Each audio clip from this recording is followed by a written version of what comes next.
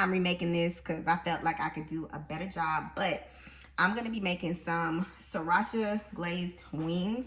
I'm also going to be changing out my gloves because, yeah, I got my extra gloves here. But, you know, I don't really care for touching meat. So I went ahead, went to Publix, got me some of their wings. And I won't be making it until tomorrow because I usually like to clean my meat first. So I have a few limes I'm going to be using for. Vinegar. I have this cute little item here to help me, you know, get that lime juice out. I don't think I'm going to do a step-by-step tutorial. I did record a video a few years back, detailed video of how I made them, but I think I just wanted to check in with y'all. See how you're doing, see what you're doing for your, you know, your weekend. Labor Day is coming up. I already have my knife, cutting board, and I'm just going to cut them up. Make sure I take, you know, any extra feathers and get rid of all of that. And yeah, and I'll show you, I'll come back and show you how they look once I've done so and place them in this bowl.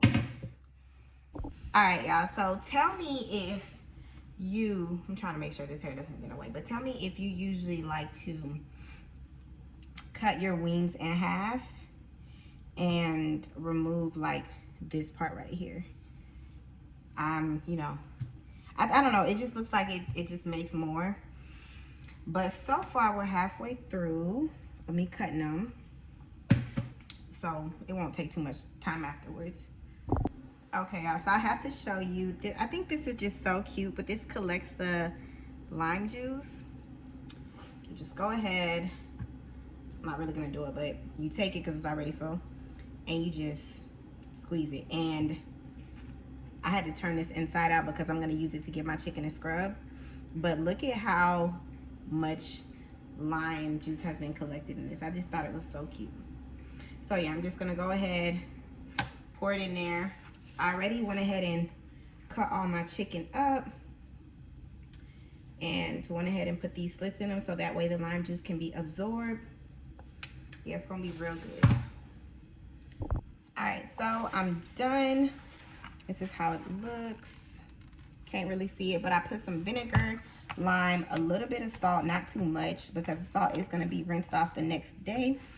So how I usually tend to do it is the following day, I'll rinse it off with cold water, and then I'll take boiling hot water, and it'll kind of like pre-cook it and kill any, you know, bacteria.